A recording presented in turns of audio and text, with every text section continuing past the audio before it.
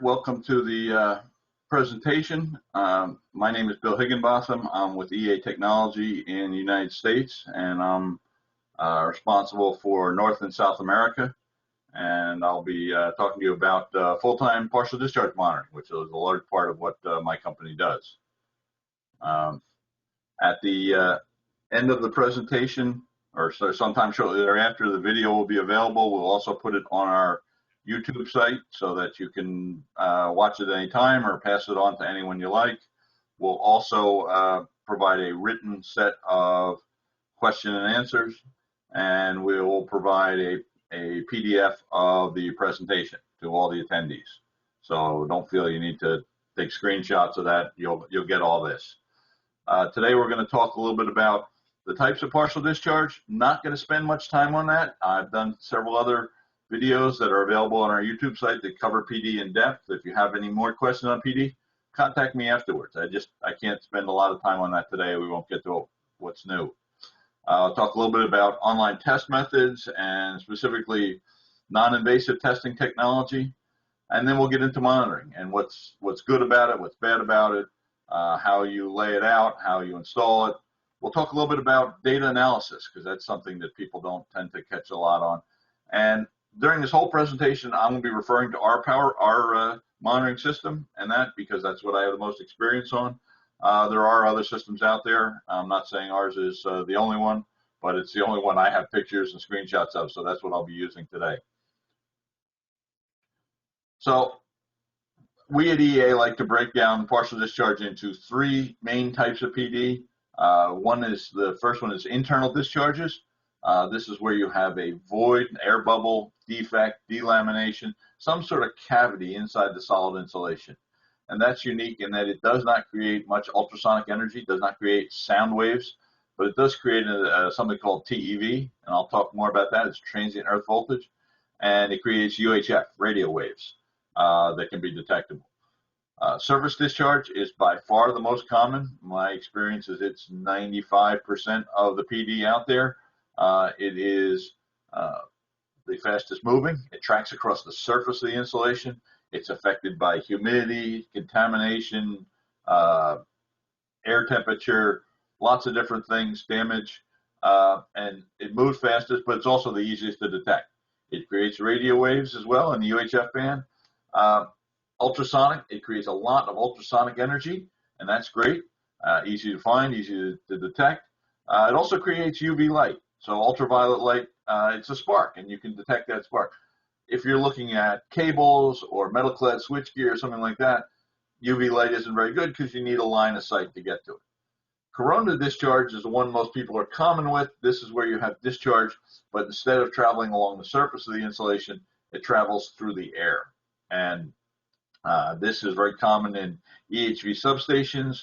It's more due to construction and design, a bolt sticking out, a sharp edge on a bracket where the air cannot withstand the field applied to it, and that creates a corona discharge. The nice thing about corona discharge is that the insulation that you're damaging, the insulation you're destroying, is air molecules. So they are constantly replaced, and we want to know about corona because it does have very similar characteristics to surface discharge, but we want to make sure that we don't confuse the two. So we don't want to go off and try and fix a corona problem when it's not going to lead to catastrophic failure anytime soon. And we don't want to miscategorize surface discharge as corona and not attack that. So we need to know the difference. So those are the three main types of PD. And there's a variety of different tests you can do for PD. It's been around, PD testing has been around 40 years at least. The classic method, the method that is used by a lot of people, is offline. And this is where you take the system out of service. If it's a cable, you lift the ends, you disconnect it from the rest of the system, and then you apply a line voltage or higher than line voltage and measure for PD. And this is really good because you can have a perfectly clean, low noise power source. The downside is you need a power source at line voltage. So if you look at this lower picture, they were trying to get over 300 kV on the line on a cable, and they couldn't get there, even with 3 tractor trailers full of equipment.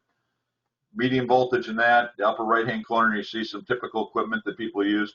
It's a great test, but it takes a lot of time. It takes a lot of equipment. It takes an outage. You have to take everything out of service. You have to be able to generate line voltage, so there's safety issues. You're generating this voltage with the doors open. So offline tests are good. They're probably the best test in terms of giving you results, but they're by far the hardest to do. So they're good, certainly better than doing nothing. Better are what we call online tests. So these are tests where you're using the power system as your voltage source. The system is in service.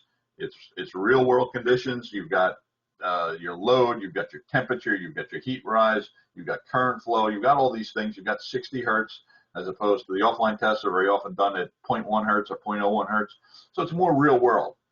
And the equipment pictured here is all for doing spot tests. So this is for doing spot tests on switchgear or cable or overhead gear. And these are great tests, and they don't require an outage. They don't take long to do, and they are better, therefore, than offline tests. However, they are a snapshot in time. And if system condition changes, then if you're not measuring it when the PD is present, then you're not seeing the PD.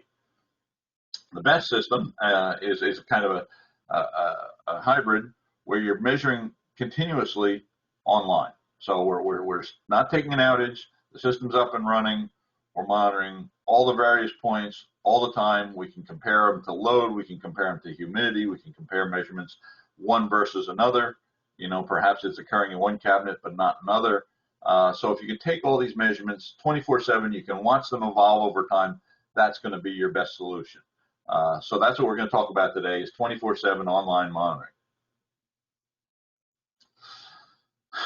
Now, if you're going to do online monitoring, you can take it two ways. You can connect with high voltage, expensive components to every point you want to test.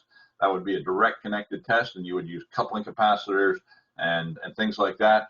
That's very invasive to install. You need a long outage to put those all in. You need high voltage components to decouple from the connections to the monitoring equipment. We're going to talk today about non-invasive online testing. So this is testing you can do without connecting to the high voltage, so it's safer.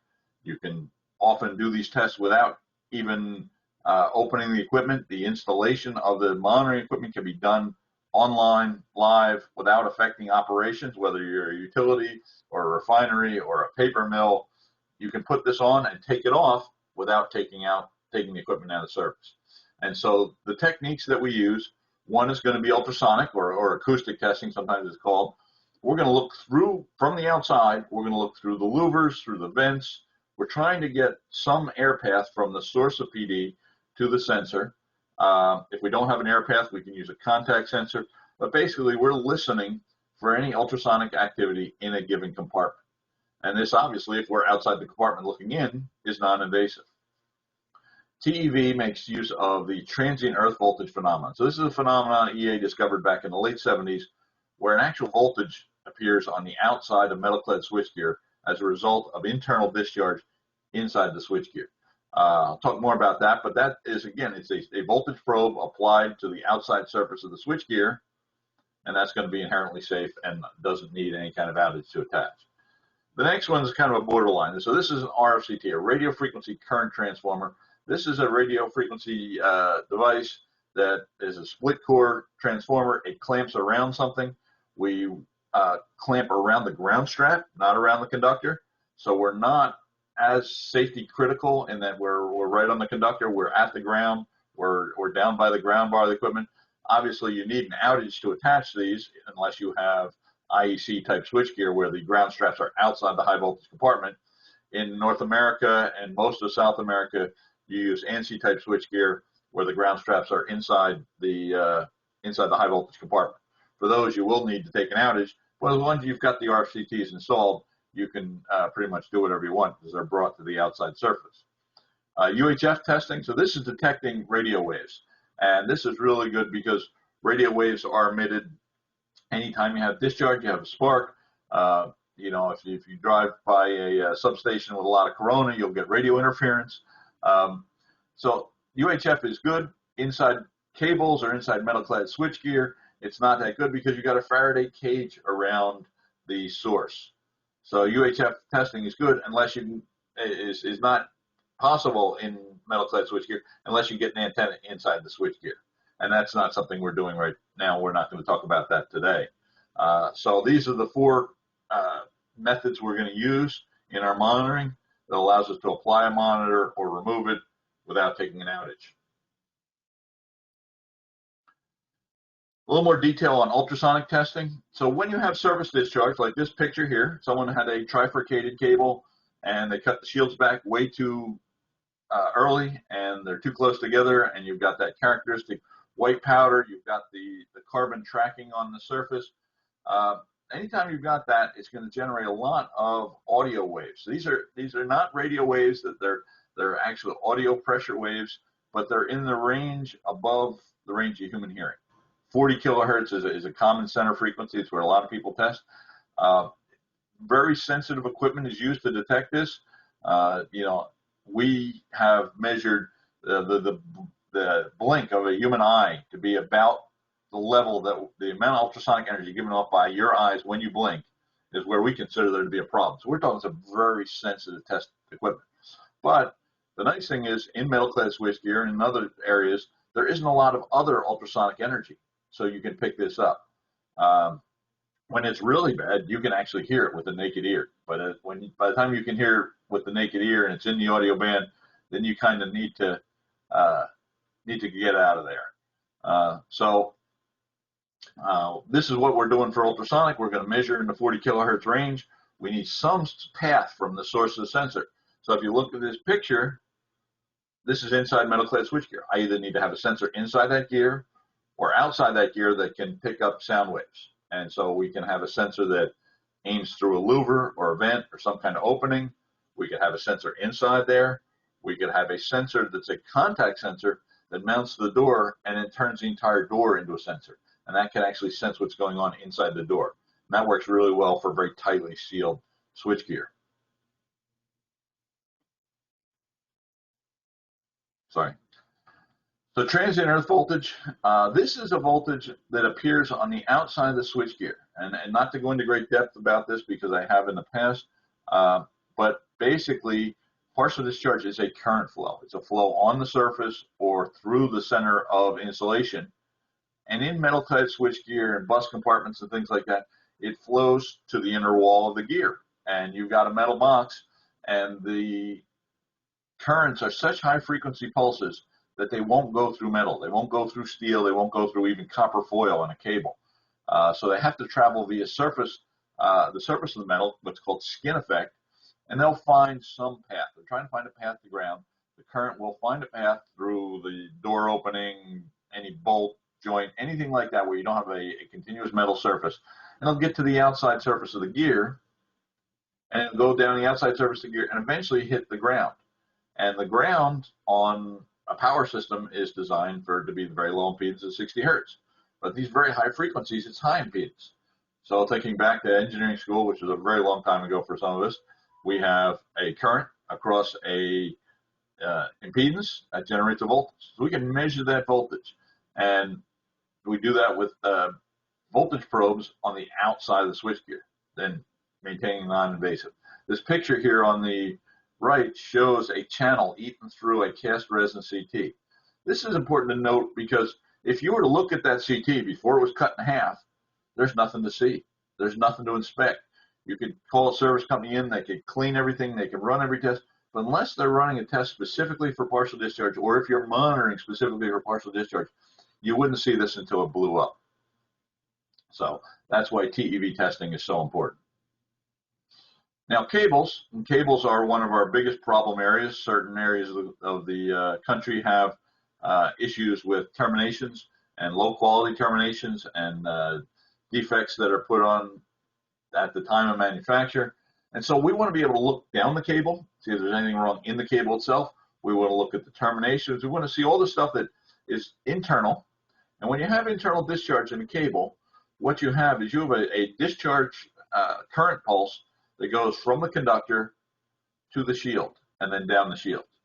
And if it's a determination, it may not go down the shield, but what it's going to do is it's going to that pulse is going to travel down the conductor and it's going to radiate to the shield. So there's always going to be some component of the partial discharge in the shield. The shield is grounded at one or both ends, and what we're going to do is we're going to put a transformer around that ground strap. So the ground strap will form one turn of the transformer, very sensitive radio frequency core will go around the outside of the cable, and we'll be able to measure that. And you see these pulses here.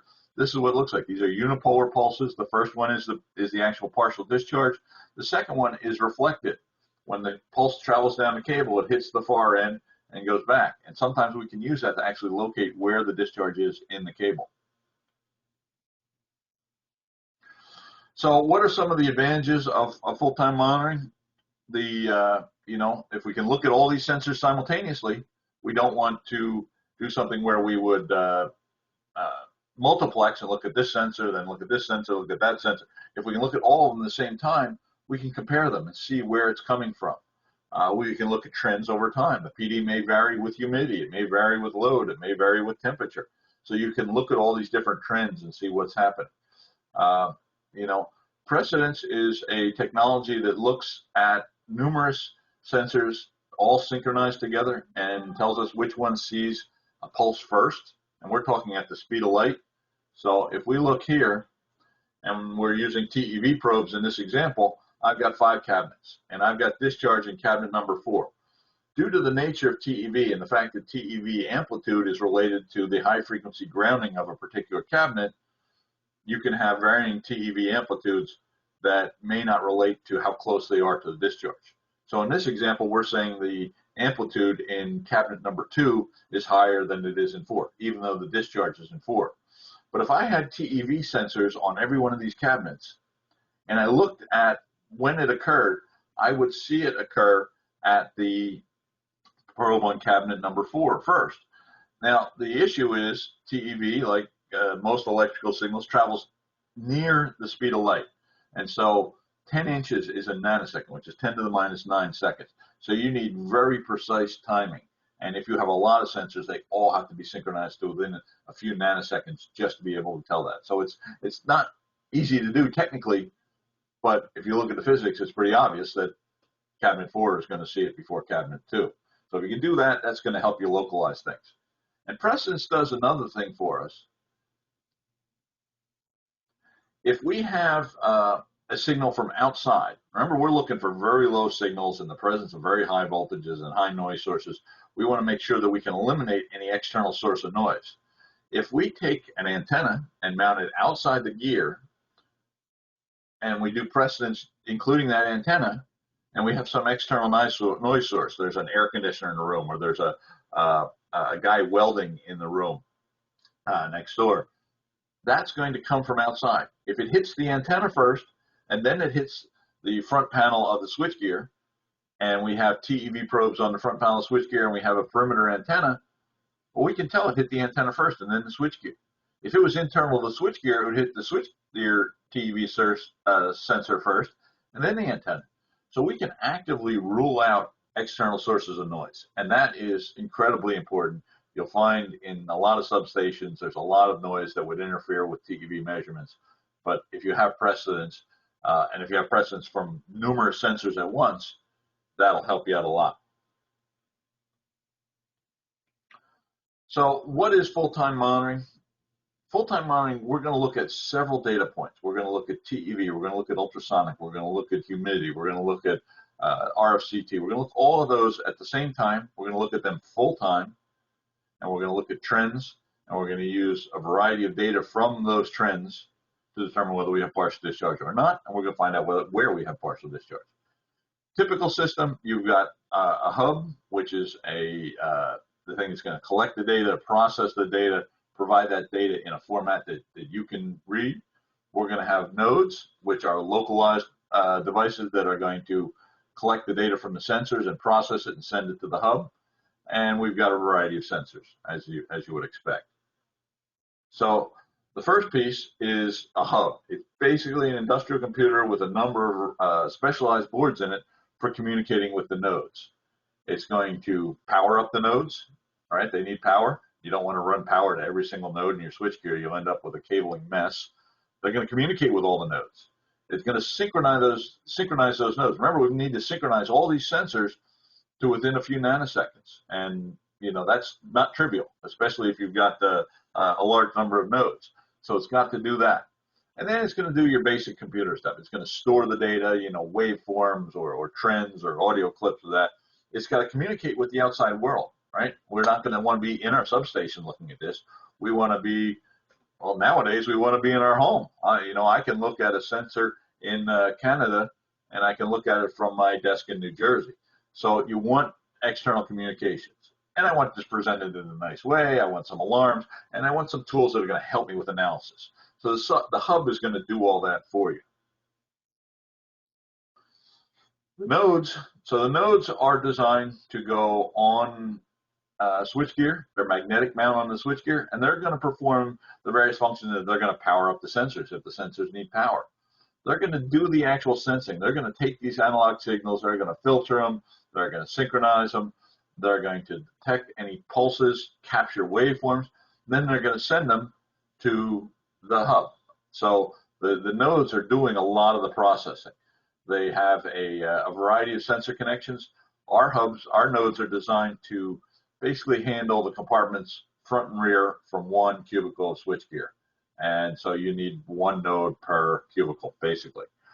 Some of the features, we like to make it magnetic mount. It's all connectorized, so you're not out in a substation running little tiny wires. It's plug and play. You put that all together, magnetically mounted on the front of the gear, you can be up and running in an hour or two.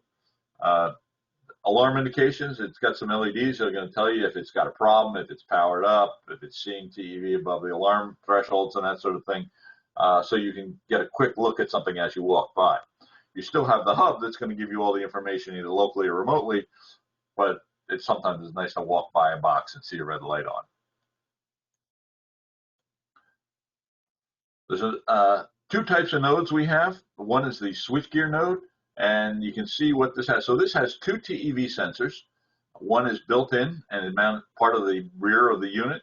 One is a external probe. So you could put this on the front of the switchgear, and you could put the probe on the back of the switchgear. It supports two ultrasonic sensors. So we want ultrasonic sensing in two different compartments. So connect those up and run those where you need to. The cable CT, so this will support one RFCT, which you could put on the combined ground. If you didn't want to know everything about every phase on the system, you could put one RFCT on the combined ground of a cable and get that. We've also got a contact surface temperature. So the temperature of the door of the cabinet should not go up. If the door temperature is going up, you've got issues. We can also plug in relative humidity and temperature sensing. So as I've said, with surface discharge, humidity plays a big part, and so we want to be able to test that. Now, if you have a focus on cables, as a lot of people do, we have a different node that just does cables. And so what this does is it supports 3 RFCTs, and that's really good for looking at the 3 phases on the cable. So it'll support that. It still has the built-in TEV sensor. It still supports the relative humidity sensor and the surface temperature, but you don't get the ultrasonic sensors. So this is for a system where you might be very cable specific. Then we've got different sensors, and the sensors are going to be in those same categories I talked about. You've got TEV, you've got ultrasonic, you've got cable, temperature, humidity, and antennas to rule out the background noise. And I'll talk about each type of sensor. So ultrasonic sensing, right? We're listening for audio waves to come out of the gear, and this picture on the right is a very typical installation for an ultrasonic sensor. It's listening through that louver to hear what's going on inside the cabinet. The middle picture is a contact sensor. So if I have a piece of switchgear where there are no louvers, there are no bolt holes, there are no vents, there's no gap around the door that I can get into, I might need to get into that using a contact sensor. So what that device is, it magnetically mounts to the door, and that center circle that you can see is the actual sensor. And that couples with the metal on the front of the door and is listening for vibrations in that door. And that will pick up something that's going on inside the switchgear, even though you may not have any other way in. That's a very sensitive sensor. Its downfall is that it's non-directional. The gooseneck mounted one, where you point it is where it's listening. If you put a contact sensor on the door, it's going to pick up outside and inside the door equally. So that's a bit of a challenge, but if you have no choice, you have no choice. So TEV sensors, this picture shows the TEV sensor mounted in the node itself. You just put that on the front door. It will pick up this voltage pulse through the plastic of the node, through the paint on the surface of the door, even if it's textured paint, as most panels are. We're forming a capacitive coupling with the door. And because these are such high frequencies, we don't need a very good capacitor to pick it up. And that really helps us. You need good circuitry to filter it out and capture it, but the actual coupling is not that hard. The picture on the upper left, upper right, and lower right is an external TEV sensor. So since the node supports two sensors, I can use that to look at a second compartment with one node. And all that is a duplication of that capacitive plate that touches the painted surface. The next sensor is the RFCT. It's a radio frequency current transformer. We have indoor ones, outdoor ones. The indoor ones are a split core, and they have a clamp to hold them shut. And so after you have an outage, you would go in and you install these, and they mount on the ground straps as close to the ground bar as you can get them. So they're safe. They're not exposed to high voltage. We're not clamping them on the cable. We're not clamping them around any insulation. So they don't need to be protected from high voltage. What's nice is when you have an outage or during installation or during commissioning, you can install these, bring them out to outside connectors, and either do spot check tests with the handheld equipment at any time at your convenience, or later on upgrade to full-time monitoring without having to take an outage. So if you're doing an installation of switchgear and your new cables, or you're in there doing maintenance on cables, you might want to consider putting in RFCTs at that time, just so that you can run tests and maybe at some point look at full-time monitoring. If you're looking at outdoor stuff, whether it's in a switch yard or a riser pole, it gets a little trickier because we don't have a split core CT that survives outside. So we have these solid RFCTs where you need to disconnect the ground, run it through the bore of the RFCT, and reconnect it. Those work great, but obviously you need to take an outage to install those as well. Then you've got a variety of antennas, right? We want to form this perimeter of antennas for noise cancellation, and you can have outdoor antennas if you're dealing with, say, a metal-clad building like this. Indoor, we want to put them a meter or two away from the switchgear so that we've got some coverage of the perimeter. We can put 4 for a small set of switchgear. Maybe we put 6 or 8 for a larger row of switchboards, and basically they're going to tie into the various nodes, and they're nothing more than it looks like a good old-fashioned car antenna. That's the frequency band we're looking at. All right. And then with temperature and humidity, this is real simple. This is a sensor that mounts to the node. It magnetically mounts to the switchgear. Do you need 1 or 2 of these per system? Unless the humidity is very different at one end of your switchgear from the other, you don't need to have 1 on every node, but 1 or 2 is great. I've got a customer now that has a variety of compartments in some outdoor gear, and they're very concerned about their humidity control. So they're putting multiple humidity sensors in here, and they're watching humidity relative to PD, and it's working very well for them. So you can put in more. You don't necessarily need more unless you've got a humidity problem that you're tracking. So we've got our sensors and we've got our system. We know what our parts are. Now we need to put together a monitoring system. Well, it all starts with a one-line diagram, and we're going to end up drawing ourselves a picture like this, which shows all the sensors and the switchgear kind of from a bird's eye view. If you think of American-style switchgear or ANSI-style switchgear, you've got something in the front, you've got something in the back. Very often the back is a cable compartment. The front may be a breaker. On the bottom with metering equipment on top. You don't need anything in the metering compartment because you don't have high voltage. So unlike your normal way of thinking where you're dealing with a one-line diagram, here we want to talk about compartments. Ultrasonic energy in a compartment is going to be related to anything in that compartment. So we need 1 sensor to look at that compartment. TEV on the door is going to be a result of internal discharge inside that compartment. So we need one sensor. So you need to start thinking not one line diagrams. You need to start thinking in terms of compartments when you're applying this type of system. So what I've done is I've taken a one-line diagram from one of our customers and kind of broken it down into a simpler version, right? I've got, looks like about 18 breakers. I've got my tie breaker. I've got two mains coming in.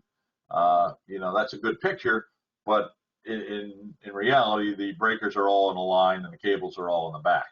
So if you take this type of one-line diagram, say I want to monitor everything in there because this is really critical. This is feeding my refinery. This is feeding my process. You know, it's feeding my hospital, whatever it might be. So what you do is you take this and kind of lay it out in compartment form. Now I've got your typical compartment. Looking at the front, I've got a whole row of breakers. Maybe above them I have metering compartments, but I don't care. And in the back, I've got a whole row of cables going out. And so I've got 17 front compartments with breakers in them. I've got 16 in the rear because typically the one behind the tie breaker is empty. And I got a bunch of cables coming in and out. And I want to monitor all this because it's super critical. So what I'm going to do is I'm going to draw a picture. And these are just the icons we use when we draw the pictures. And I just put this up here so you'll understand the next drawing. But, you know, again, we're looking at placing these and making sure we have a sensor on every point we want to monitor. So here's a system. We've got cable nodes all along the back, and each one of those cable nodes has 3 RFCTs, so we're going to be able to look at each phase individually. The cable node also has a TEV sensor on it, so I can monitor TEV. Let's say I have some internal discharge in the back, I'll pick that up. I've got switchgear nodes on the front of the cabinets, and they are going to provide me with TEV through their inbuilt sensor, and also 2 ultrasonic channels. So I can take the ultrasonic channels from the front, run them to the back. Now I've got every single compartment covered with TEV, ultrasonic, and every cable covered. I've also got one environmental sensor. I've only put one humidity sensor in this because it's a relatively small thing. I could throw a couple others in there. And then you can see my antenna connection. So the antennas connect to the TEV ports of the node.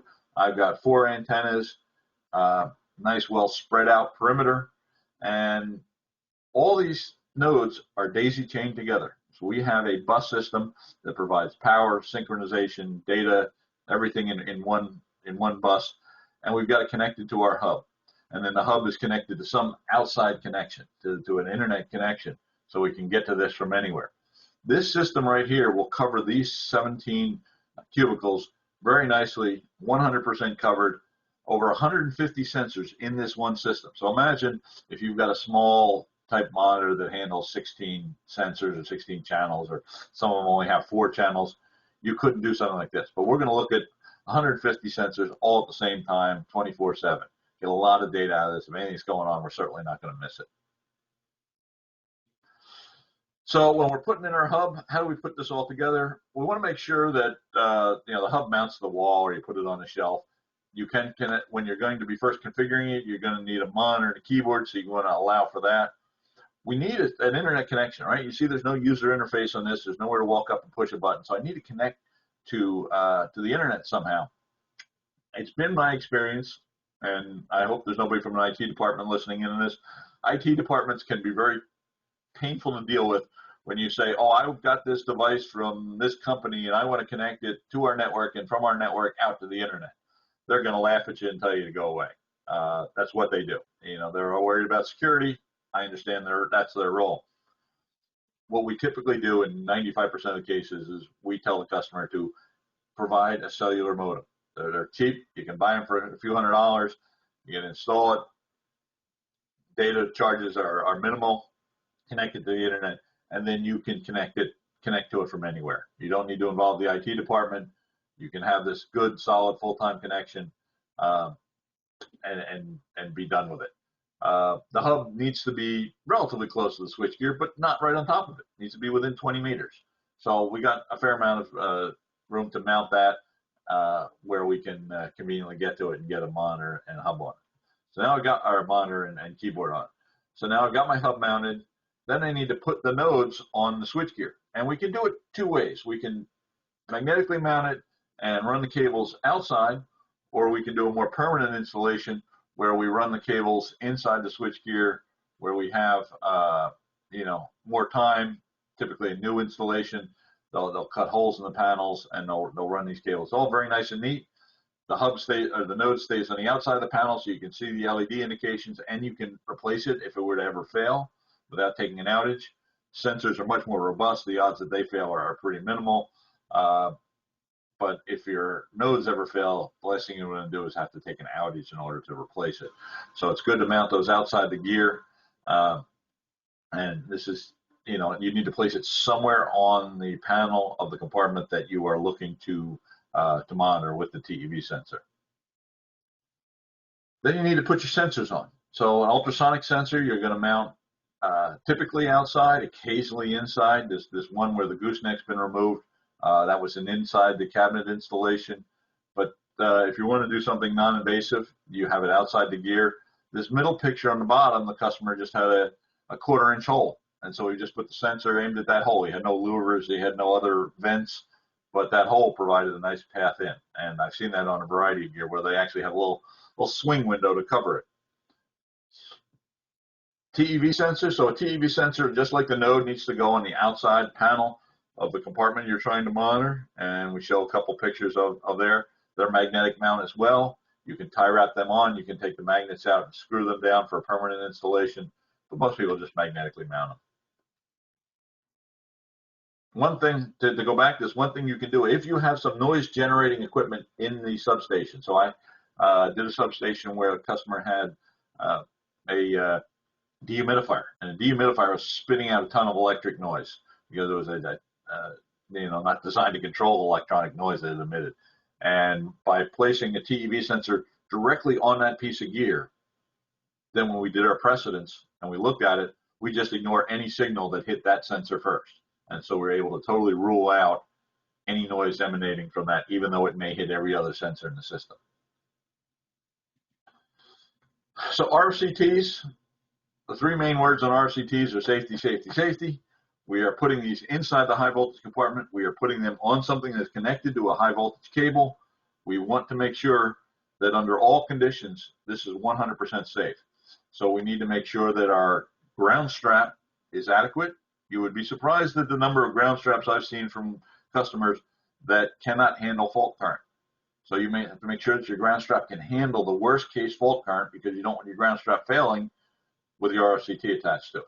You also want to make sure that the RFCT is not inside the electric field. If you get it too close to the termination, it'll actually cause PD. And you get it in a really bad spot and you have a fault, you end up with a real problem. So we want to make sure that we've got a good ground strap, we've got good placement. Fortunately, ground straps go to ground, so we keep our RFCTs near ground and we're pretty safe. We can bring those RFCTs directly into the monitor hub, or we can bring them to connectors. And that is something you might do if you're not doing monitoring up front. Maybe I'm going to just test it every year for a few years, and then when I get more money in my budget, I'm going to add the monitoring. So you can put a test box with some connectors in it, or connectors mounted in the metering compartment. We see that a lot. The important thing is to get the RFCTs in there, and then you're set for life. And if you're not going to do monitoring right away, you need somewhere to terminate those cables, so you can use one of those options. So then we need to place our antennas. So we definitely want to make sure we place our antenna in between the switchgear and any real source of noise. If we know we've got something. I was at a customer site in Canada, and they had a welding shop that was about 50 feet away. Well, they made sure they put an antenna far from that, between the switchgear and the welding shop. Other than that, you're going to just kind of form a perimeter, and you want them far enough away so that you've got a decent perimeter. And the magnetic mount, you can mount them on the ceiling, or you can mount them on the structure. Most indoor substations have a variety of places to mount them. If you're in an outdoor situation, it's a little trickier. So we've mounted our antennas, we've mounted our switchgear, we've mounted our nodes, we've mounted our other sensors, we got our hub mounted. It's going to look something like this. And these are temporary installations. Well, not temporary, but they're installations that are designed to be put on without an outage. They're put on very quickly. It takes you half a day to install one of these and get it up and running without any outage. If you want to do a more sophisticated installation, you might do a permanent install here where the nodes are routed back through the doors, all the cables are routed inside, they've got trunking inside, and the sensors, some of the sensors are mounted inside, or all the sensors are mounted inside. Gives you a nice clean installation. Obviously, that's a lot more work, and you need a long outage to do it. In this particular case, in these pictures, it was all brand new switchgear they were installing, so they wanted it monitored from day one, so it was no problem with the outage. This is a typical configuration. So the system goes out, once you've connected everything, it goes out and it finds where these sensors are. It figures out where the cables are. You need to place these on your user interface. You need to arrange these so they make sense to you. And you're not looking at just a list of sensors. You want a physical representation of what's going on. And that makes it easier to see when I've got two sensors that maybe are going in and out of alarm. Well, if those two sensors are side by side, that makes a lot more sense than if they're in just a list. And then who knows where they are in the gear. So a physical representation of the system is good. Now, if we're also going to look at precedence, and so if I want to look at the time that each sensor senses a pulse, well, the sensors don't actually pick up the pulse. The node is the one that's timing the pulse and synchronizing the pulse times. And so if I have a antenna cable, say that's 10 meters long, it takes time to travel down that 10-meter cable. We need to actually worry about the lengths of the cables. So what we're going to do when we put in a system, we're going to ask you to enter the lengths of the cable so we can compensate that. We even need to compensate for a 2-meter long cable, because at the speed of light, 2 meters is enough to throw us off from one cabinet to another. Now, this is the part that everybody is amazed by. I have to analyze the data. We're collecting all this data. We've got this massive amount of data. Well, I've got this hub. It's just going to, I'm going to get a red light when it's PD, and if I don't get a red light, I'm going to have a green light telling me everything's good, and that's all I need. If someone is trying to sell you a monitoring system that gives you a red light, green light, or a service that gives you a red light, green light without additional analysis, you want to keep walking along, because that is not how PD monitoring is done. At the state of the art today, you still need a little bit of expertise and a little bit of skill to look at the data and analyze it and determine what's PD and what's noise. There's lots of algorithms, lots of data that's going to help you. Our algorithms every day are better than they were yesterday in terms of automatically detecting it. But state of the art right now is that you still need to do some analysis. Now, what we do for a lot of customers is we sell it as a service. You don't pay for the equipment. We do the analysis. You don't need to have a PD expert, and that's great. But you can do the analysis yourself. So we're going to talk about that, and we're going to talk about how you do that analysis. So you need some information, right? If I'm going to analyze something, I need information. Well, what do I need? What do I get from the system? Well, one thing I'm going to look at is trends. What's happening over time? Is it getting worse? Is it getting better? Is it different? If I have 10 cabinets that are identical, is one louder than the other 9? Well, that tells me something. I'm going to look at waveforms. There's a lot of things that generate noise. There aren't a lot of things that generate noise that looks like PD. PD is very fast. It's got a couple microsecond rise time and maybe a 5 microsecond decay time. That's very different than, say, a leaking arrestor or an air conditioning system. I'm going to look at that. I'm going to listen to sound clips.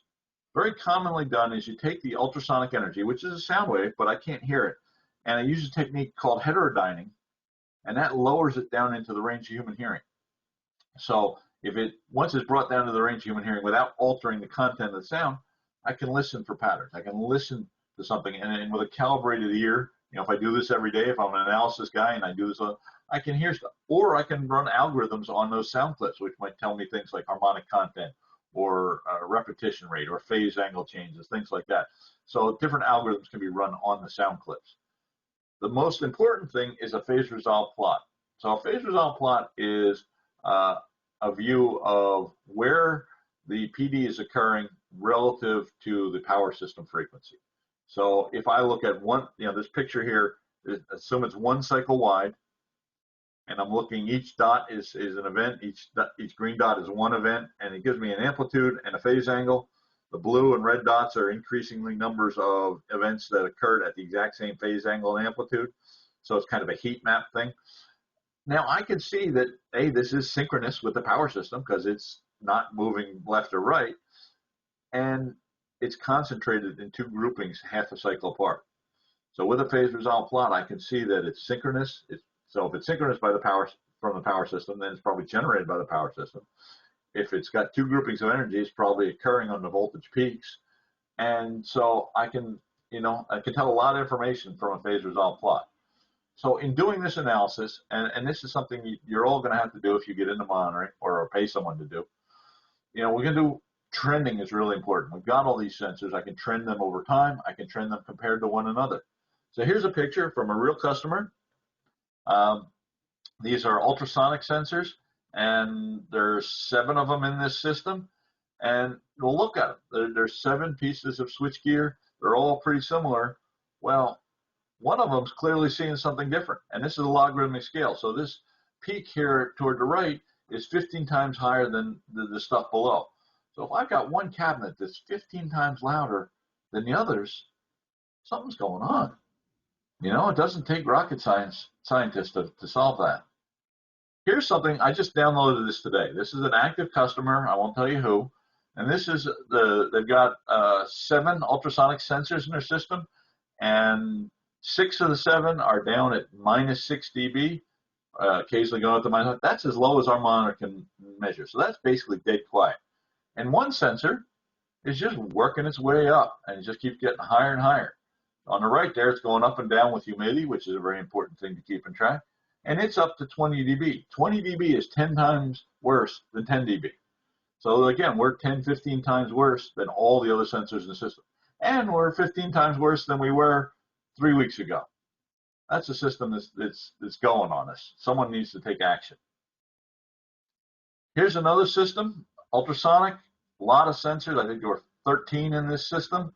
And you can see this green line toward the top is increasing. Now, this was a matter of months, but it went from 5 to 25 in, 3 months. 3 months. The second line that's creeping up is a second sensor in the same cabinet. So they had louvers on the top and bottom, and they had a sensor in the top and the bottom. The discharge was up at the top. You saw that going up, and even the one on the bottom saw it a lot. And all the other cabinets were pretty quiet. So we're using time, we're using comparison to other sensors, and we're able to trend it pretty well. We can trend it compared to humidity. Surface discharge is very humidity related. This is from another system that we had, where you can see the relative humidity is going up and down, and the ultrasonic level is going up and down with it. There are very few things that are going to cause a change in ultrasonic activity commensurate with humidity, except partial discharge. So this is a clear indication that they had something going on. Here's an RFCT. So this was on a cable, and you can just see where this ramped up from 100 picocoulombs to 300 picocoulombs in a matter of a few weeks. Obviously, something's going on there. So trending is a big key. So the phase resolve plots I was talking about, where I have these 2 groupings that are occurring at the peaks of the voltage or just before the peaks of the voltage, and I see these 2 groupings half a cycle apart. That's really key. Now, I'm not going to align it and say, okay, this is occurring at the voltage waveform of 87 degrees, which is right before the peak of the 90 degrees. Remember, I've got 3 phases in that cabinet. So I've got things 120 degrees apart. I'm not going to try and align this with the phase of the voltage because I don't know which voltage is causing. So I'm just going to be concerned that this is a cycle wide. I got 2 groupings half a cycle apart. That's my important thing. And I've got quite a bit of difference between the peaks and the noise floor in between. That's going to tell me a lot. Here's a real world example. They had a cracked CT here, and you can see the ultrasonic energy trended up very quickly. The phase resolve plot showed 2 groupings half a cycle apart. Customer took it out of service, pulled it out, saw the crack. That's where an example of phase resolve plots are really useful. Here's another one. Customer had cables. They had them too close together. You can see the shield ends right where the top of that number 2 is. You can't have 2 different phases that close together after the shield. Very high level of surface discharge. You see the 2 peaks on the phase resolve plot, half cycle apart, very consistent. That's pretty obvious. So TEV also gives us phase resolve plots. We're looking at these phase resolve plots here half a cycle apart, a lot of activity. TEV tends to take this classic kind of shape, and that's going to tell us we've got some internal discharge going on. Contact or floating metal is where you might have something floating or a poor contact inside a very high voltage field. And it gives this very characteristic shape where it's very flat, but it's got a wide phase angle. And that is because due to the physics of this type of discharge, the phase angle keeps changing as the PD progresses. So this is a very classic example. You could look at this and then you know that you've got something floating in that cabinet. You need to address that. May not lead to failure, but it's going to prevent you from seeing much else. Cable discharge, phase resolve plots, very characteristic. You're going to see something different with cable from the others. Remember, with ultrasonic or with TEV, I'm not measuring a voltage, a positive and negative, a polarity. But I am with cable. The electron's going one way through the hole or the other way through the hole, so I can give you a positive and negative, which is very characteristic of PD. So this is a really classic PD. I got 3,000 picocoulomb peaks here. I've got an issue somewhere in that cable. That cable deserves to get some additional attention. If I'm looking at a phase resolve plot that looks like this, well, there's not much going on there. There's a lot of activity. There's high level, 30, 40 dB. That's screamingly high, but it's not related to the power system. It's not synchronous. There's no groupings of energy. So I can tell that I've got this, and I probably want to get rid of it so I can see PD, but I can tell you that that capture right there has nothing to do with PD. I talked about algorithms. There's algorithms that help us determine what's PD and what's not. Here shows an algorithm that's told us it's noise, and it's 97% certain that it's noise. So you've got that, and you've got the phase resolve plot, and you can listen to the sound clip yourself. So you got 3 different modalities for finding a way, finding what's PD and what's not. So with the sound clips, once we bring them down to the naked ear, we bring them down to the human range. We can listen and hear what's going on. If we've got 2 groupings, 2 pulses per cycle at the voltage peaks, I'm going to hear a lot of 120 hertz. If I hear only 60 hertz, or I look at it and I see on a phase resolve plot only 1 grouping and I see 60 hertz, that's going to tell me that I've got probably corona. Corona tends to be much more one polarity than the other based on the physics of polarity. High-pitched tones or something that doesn't sound like your classic partial discharge, very easy to tell if you're listening to sound clips. So if your monitor produces sound clips and you can get them remotely, that avoids sending a guy on site. And of course, waveforms, right? You want to look at waveforms, and they're going to give you some indication whether you've got a waveform that looks like PD or not. And being able to capture waveforms at the time you have a high-level event lets you look back in time. So, last night at 10 o'clock when I went into alarm, I grabbed some waveforms, and sure enough, it looks like PD. So that's really helpful. So, finishing up the benefits of full-time monitoring, right? We want to prevent catastrophic failure. We want to know these problems. We may not address them immediately, but we want to know about them before they lead to failure. We can make it informed timing on, do I need to do maintenance right now? Do I have a turnaround coming up on my refinery and I need to plan extra time at this cabinet? If I know I've got bad terminations on a cable in the cabinet, during my turnaround planning, I can allot extra time. I can make sure I've got termination kits. I can make sure I've got qualified joiner. You can make informed decisions as opposed to waiting for it to blow up and then reacting. So you don't want to be reactionary. Periodic surveys are great. I would love periodic surveys, but sometimes monitoring is justified because it gives you more information and can tell you more about your critical assets. Maybe your less critical assets where you might have some redundancy, you do periodic surveys, but on your critical, your main sub and things like that, or your main processes, you do full-time monitoring. Offline testing is great. It certainly has its place, but if you've got 50 cables in your system and it takes half a day to do 1 offline test, that's 25 days of downtime just to test your cables. Wouldn't it be better to monitor all 50 of your cables, and then when you see one start to go, take that one offline and test that, fix that. Also, you're testing real world. I'm running 60 hertz. I'm not running 0.1 hertz. I'm running at full load. Sometimes load is going to cause expansion of the copper, and it's going to cause expansion of the insulation, which if there's a crack in the insulation in the real world condition, you're going to see it. Doing a VLF test, you will never see that crack generating PD. So online monitoring is more real world. There are some limits, right? Now, there's no free lunch. It's not perfect, and I'll be the first to say that. It's a lot better than anything out there, but it's not perfect. So you don't get absolute values of discharge. All the time we get asked, well, I've got an ultrasonic level of 40 dB. What's that in picocoulombs? Because I know my standard calls for 6 picocoulombs as my maximum. There's no translation. And that's why the new NETA standard for switchgear maintenance has online PD, and it has the relative levels in dB, and has ultrasonic and TEV and those sort of tests in there, as opposed to the full picocoulomb offline tests that are designed for either offline or in a lab. NETA is much more real world standard. You're going to keep trending arc flash gear. It's tough to get TEV out of arc flash gear. Oil filled transformers can be an issue as well, because they don't generate a lot of ultrasonic energy, and they also have a lot of discharge from phase to phase, which doesn't generate TEV.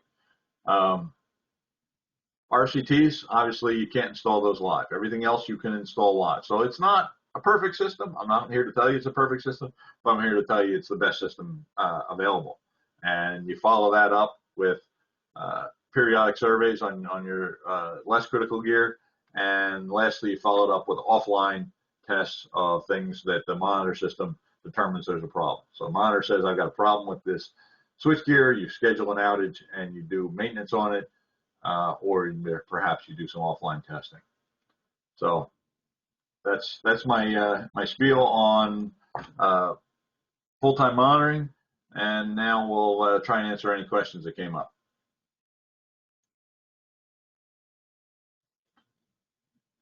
Okay, we got one question right now.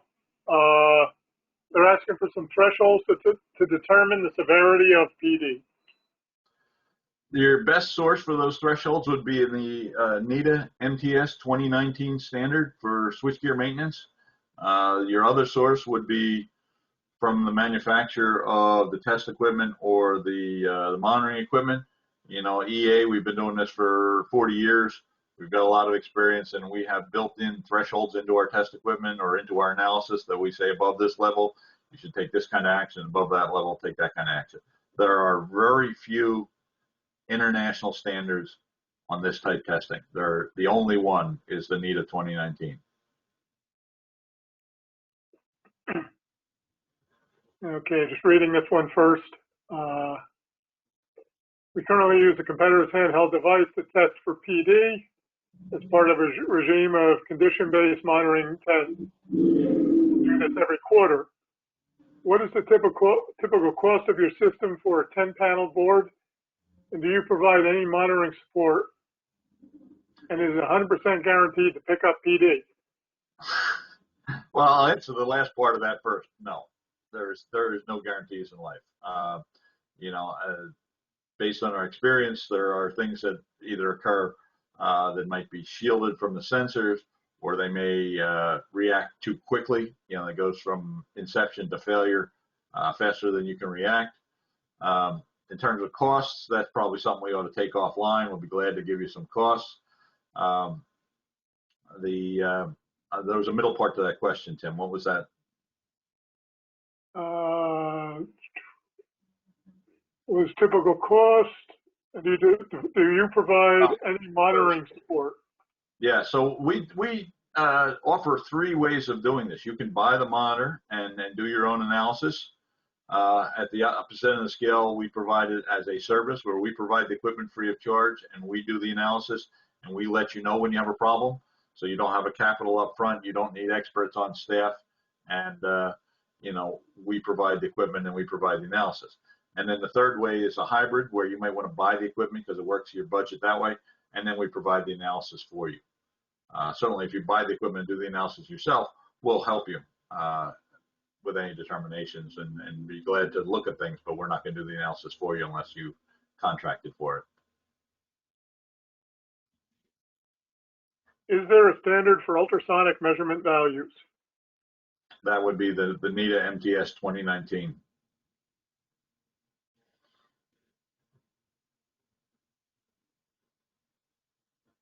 And that's all the questions at the moment. Okay.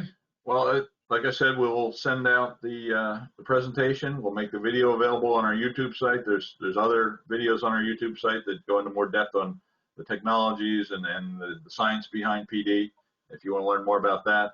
And other than that, thanks for attending.